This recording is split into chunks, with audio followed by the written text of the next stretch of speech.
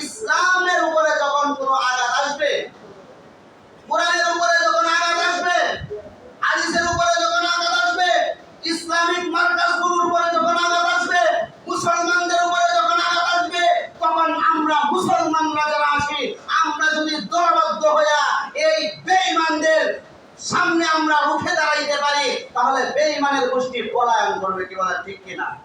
এককভাবে সম্ভব? কখনো সম্ভব না। এককভাবে সম্ভব না।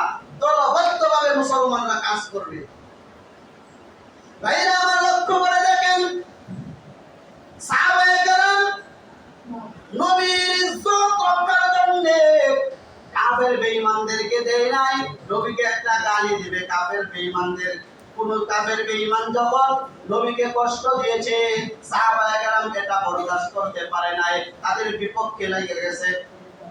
এজন্য আমার ভাইরা, কোরআনের হেফাজত করতে হবে, ইসলামের হেফাজত করতে হবে। যেখানে কোনো বাধা দিবে, আমরা একতা হইয়া, আমরা দলবদ্ধ হইয়া ওই ইসলাম বিদ্বেষী যারা থাকবে তাদের বিরুদ্ধে আমাদের লড়াই করতে হবে।